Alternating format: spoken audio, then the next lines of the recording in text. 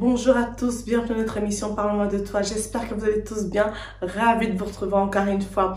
Aujourd'hui, nous recevons Jana qui va nous parler de son histoire. Bonjour Jana, comment vas-tu? Bonjour, je vais bien, merci. Mon histoire, moi j'étais en Afrique, dans mon pays d'origine, non. J'étais avec mes parents, j'avais un camarade de classe avec qui je m'entendais bien, non. Il est devenu mon mari, non. Et plus tard, je suis parti habiter chez lui, non, dans la cour familiale. Après, j'étais fatigué parce que je devais faire à manger pour tout le monde, pour ses oncles, pour ses tantes, pour ses frères, pour ses sœurs, pour les enfants de leurs frères, toute la famille, non. Et moi, j'étais fatigué par ça parce que moi, je n'étais pas tellement habitué dans ça, non. Mais dans la cour familiale, je vais faire tout cela. Et moi, ça m'épuisait. Et malgré ça, mon mari, il était là, gentil, au début. Mais quand nous sommes entrés là-bas, dans le mariage, il a commencé à faire n'importe quoi parce que il écoutait sa famille, non. Tout ce que sa famille lui disait, ta femme, elle est une fainéante, elle est comme ceci. Et lui, il écoutait, et après ça, il me battait, il me tapait à chaque fois. Vous savez, non, c'est pas tellement facile de vivre comme ça, avec tout le monde comme ça sous ton derrière. C'est pas tellement facile. Et après ça, nous avons fait 6 ans de mariage. Je n'avais toujours pas enfanté. Ils ont commencé, non, à me taper. Il y a même sa maman qui me tapait.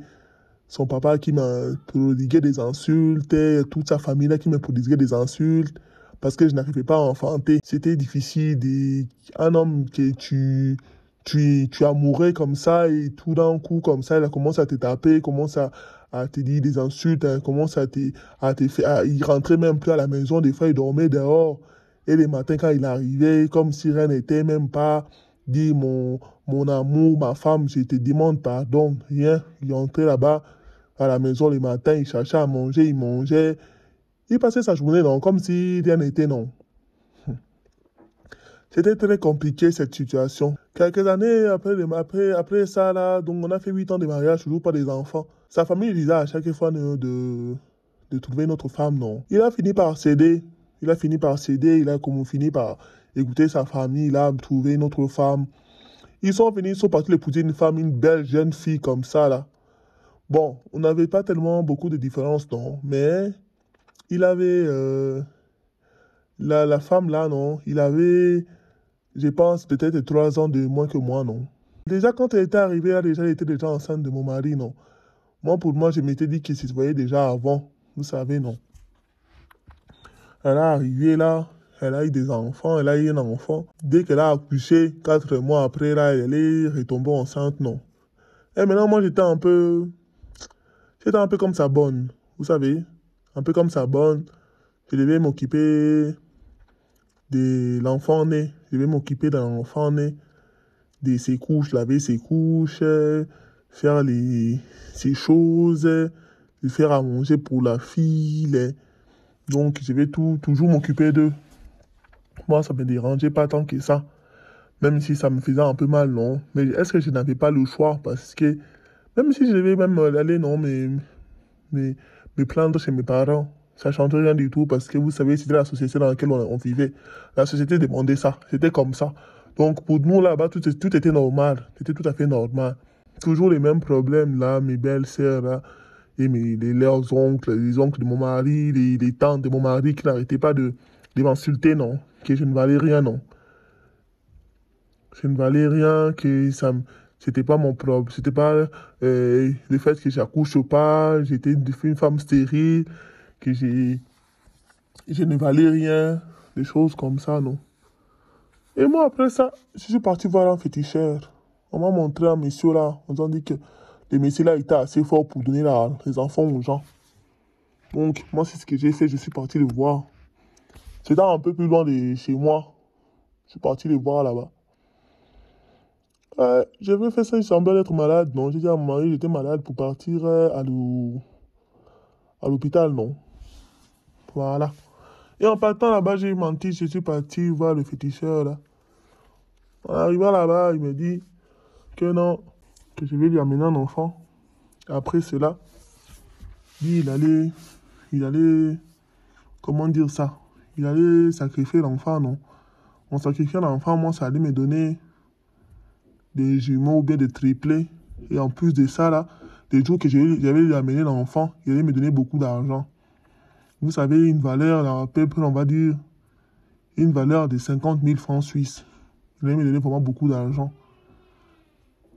Et moi, j'étais très tenté par ça. J'étais très tenté. Je me suis dit, si, avoir des enfants, non. Avoir des enfants, beaucoup d'argent comme ça, vous savez, 50 000 francs, 50 000, je dis 50 000 francs suisses, presque 50 000 euros. En Afrique, là-bas, c'était beaucoup d'argent à l'époque. Vous savez, c'était vraiment beaucoup d'argent. Et moi, je suis parti, je suis rentré à la maison. J'ai regardé un peu, j'observais un peu les enfants dans la cour, là. Je suis retourné chez le monsieur. Non. Le monsieur, là, m'a dit, elle me dit que non, moi-même, je vais te montrer l'enfant que tu dois m'apporter sur le miroir. Et après, il a pris ma main et mes pieds, je sais pas, il a fait quelque chose, là. Il y a un miroir qui a monté l'enfant de ma rivale, là. Il me dit que c'est cet enfant que tu dois me ramener. Je lui ai dit que l'enfant de ma rivale, je vais faire comment pour prendre l'enfant, là. Il m'a dit, de toute façon, sa maman, quand elle sort, elle te laisse l'enfant, tu peux profiter pour prendre l'enfant, là. Et après ça, là, il m'a donné une boisson à boire. J'ai bu cette boisson-là. Tout d'un coup, j'avais encore plus la haine contre cet enfant. Et même sa mère, non. J'avais plus de haine, non, vous savez. Avec tout ce qu'il me faisait là, non. Et puis, je suis parti là-bas, non.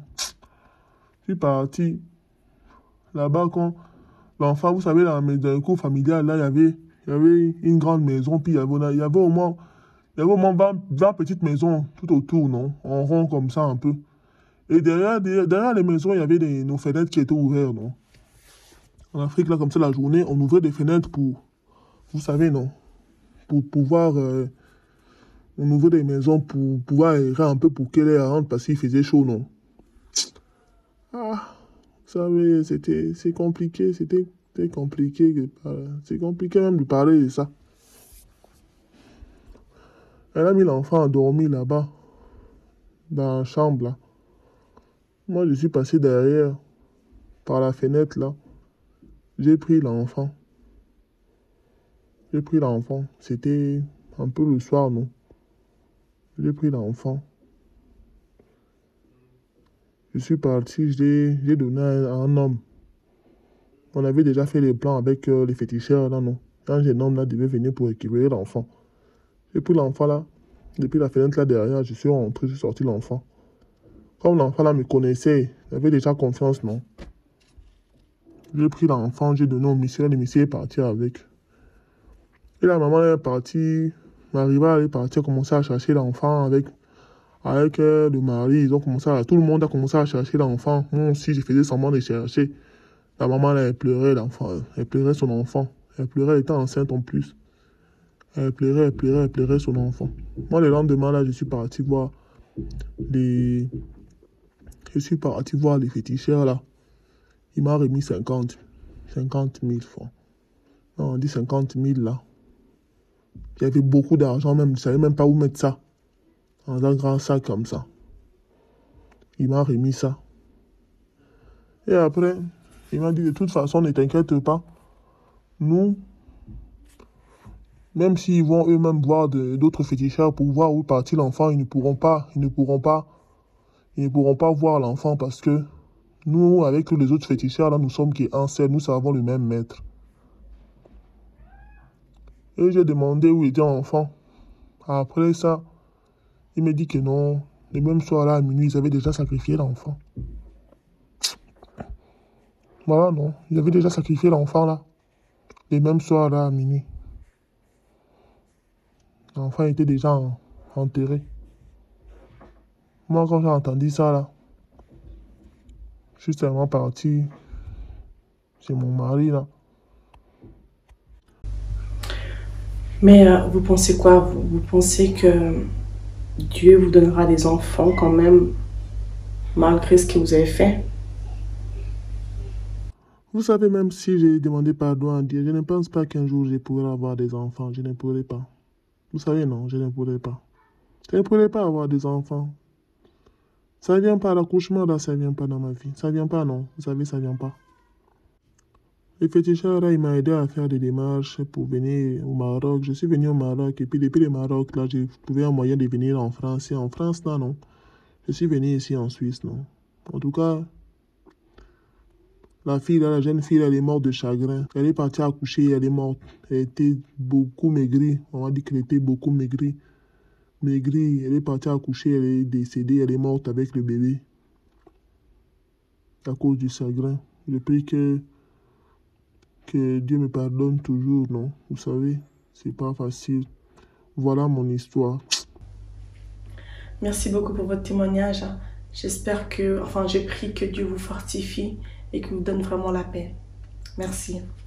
Voilà, c'était l'histoire de Jana. J'espère qu'elle vous a édifié. Soyez abondamment bénis. À très bientôt. Au revoir.